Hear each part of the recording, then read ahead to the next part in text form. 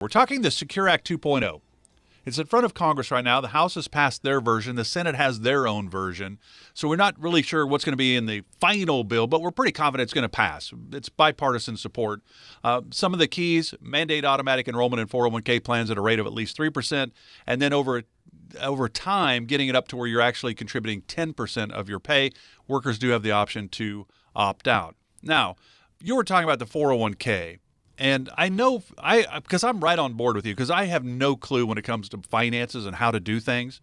So I can tell you that maybe 4 years ago when the markets were really good, and I'm looking, because I did a target date fund. I'm 62, and I think I did one that was like 2025. And I'm like, holy cow, I'm not making hardly any money right now. So I changed it to 2035 so I could actually take more risk, get more gains. But I have no idea, Troy. That's really the problem, because the 401k, even though it's helping us save our money, it's certainly not a pension plan like our grandparents had. Yeah, and again, I don't want to spend too much time on this, but a lot of it comes down to, it's from my perspective. Okay, so let's say, and I one day I want to have a pro bono department here at Oak Harvest Financial Group where we just help people. We don't charge any money. It's going to be lower income, lower asset people. So for me, I like it. Try to just help people get on the road. Okay, financially, we're not there. I can't hire 25 people, pay them a salary, and then not have any type of revenue come in. I do have a business to run. So part of the problem is if I wanted to go and help, and I do want to help, that's why I started the firm. But if I wanted to help people, let's say between the ages of 20 and 30 at a company, make good decisions with their 401k. Okay, one, those people typically aren't going to have the discretionary income to pay what it costs for my time to actually help make their decisions or to help do the planning for them. They can't afford for me to come in and spend 25, 30 hours over the course of a year helping them figure out their best insurance options, helping them figure out how much to put to the 401k. Should we put it into the Roth? Which mutual funds? When are we going to rebalance? All of the time that it would take, it would be completely unprofitable for us. And it's not just us, it's almost every financial advisor out there. So the less money you have, the less likely you are to receive help from a financial advisor because time is money. It's how the world works. So you have a tremendous conflict of interest within the mutual fund industry itself, inside the 401k industry. So what ends up happening is no one's paying attention, no one's helping because these people aren't worth the time from a value perspective that someone would have to put in order to help them make the best decisions. Now, I don't know what the solution is. I'm not going to sit here and tell you exactly what the solution is. All I know is the 401k marketplace is inefficient. It has significant conflicts, and it's a mess. It really, truly, truly is. Now, if I had to guess, I would assume technology is going to play a very, very big role in this to some extent, and I'm sure there's someone out there working on it, but I doubt the government's going to figure it out. And that's just me being honest. So let's talk about RMDs with the Secure Act, because that impacts you, that impacts your retirement, and that impacts what we do here for you, which is income and tax planning. So Mark, what are the RMD rules with the Secure Act? So the Secure Act in 2019 went into play in 2020, changed the required minimum distribution age from 70 and a half to 72. This Secure Act 2.0 will move that from 72 to 73. Then a few years later, we'll move it from 73 to 74. And then within a 10-year period, so by 2032, for example, the required minimum distribution age will now be 75. So what does that mean for you? So we can have more time to do tax planning because you are not forced to start those distributions. Pretty soon it will be age 73. Now, if you're already taking RMDs, this law is most likely not going to apply to you. But if you've yet to begin, then this absolutely applies to you. So pretty soon it'll be 73. It's going to buy us one more year from the current law, but 2.5 more years from what it used to be at 70 and a half. So that's from all the way up to 73. We can start to tackle the problem that is your tax-infested retirement account. We did an analysis recently for a prospective client that came in and he said, Troy, I've listened to you on the radio. I've watched a lot of YouTube videos, and I'm really curious how big the tax problem is that I have inside my retirement account. So The first appointment here, we're just getting to know you. We're really trying to identify if you're a good fit for us and what we do. And then, of course, you're trying to see if, hey, are these guys for real? And are they a good fit for me? And do we have a relationship here? And what does this look like? So once we've identified that your concerns and your goals, what we're trying to accomplish, the money, where it's at, how much it is, your income needs, or what type of income you may have in retirement, all the objective and subjective data a financial advisor goes through with you on that first visit.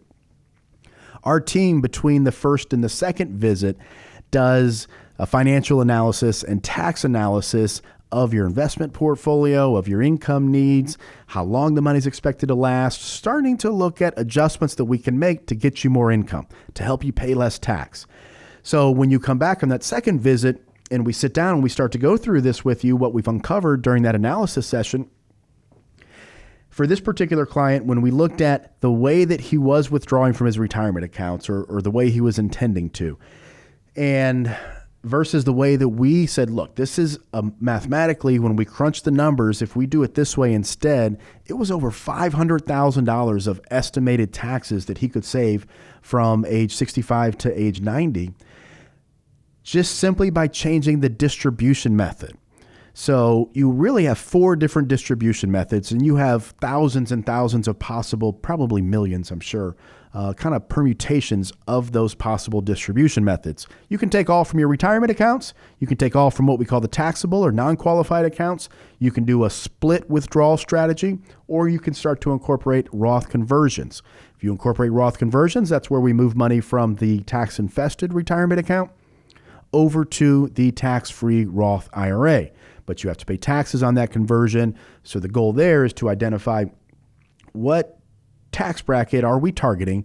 How does that impact you today? But then also, when we extrapolate all these numbers out over the next 25 to 30 years, what makes the greatest impact over the course of your retirement with respect to your objectives? Now, your objectives play a very, very important role in this because, for example, let's say you want to make sure that there's money left for the kids and you don't want to give them too much, but you want to make sure that they have a step ahead because you think times may be harder in the future. Well, that plays into the Roth conversion strategy because the Secure Act, old Secure Act and the new one, I guess, if we left it all in retirement accounts, let's say you have $1 million to pass on, you don't really pass on $1 million because they are going to have to pay income taxes at whatever rates are in the future on that full retirement account. So they may end up only getting $500,000 or $600,000. Now that's better than nothing, right? It's more than I ever got, but still, it's part of the tax strategy, or the tax strategy is part of the overall legacy strategy. So your objectives and what they are, they tie into that overall tax plan. 1-800-822-6434, 1-800-822-6434. What I'm explaining here is the retirement success process. And then what you receive is what we call the retirement success plan. And it's comprised of a risk management and investment plan, income plan. Where are we taking the income from? How much? I want you to take more income, not less. We believe in what we call a dynamic spending plan. But we don't want to take too much because if things don't work out, obviously, we're in a bad situation. So we really need to stay connected to how much money we have, how much we're taking, and how that impacts the greater picture. Step 3, a tax plan. We want you to pay less in tax. Pay your fair share, but there's no reason you should pay $500,000 or $1 million more than a simple tax plan could help you save. And then number 4 is healthcare. That's a big one. And number 5, of course, is the estate planning, the legacy planning. It's so much more than just making sure you have your basic documents and your beneficiary designations in place. Some of you don't care who the money goes to. That's great. The government has a plan for you. And if you're fine with the government getting most of that money over time, then that's fine with me as well. But if you want the money to go efficiently and to be protected, and I'm talking about asset protected, for example, right now, here in Texas, your retirement account is fully protected. But when your kids inherit it, it loses those asset protections that are currently in place for you. Now, what happens if your son or daughter gets married or they are married? And then what happens if they get divorced after receiving an inheritance? Well, that divorced spouse may get half of your retirement savings. You have to do the planning. Do you think your kids are going to come see me? If you're not a client, or come see someone like me to do planning once they receive this inheritance from a legal standpoint. So lots to do here, and that's why we call it the Retirement Success Plan, because it's all designed to create a product at the end that gives you a great likelihood of complete success. And that means spending what you want to without the fear of running out, but also making sure that your family's taken care of. Oak Harvest Financial Group. Visit the website, check out the YouTube channel, Oak Harvest Financial Group.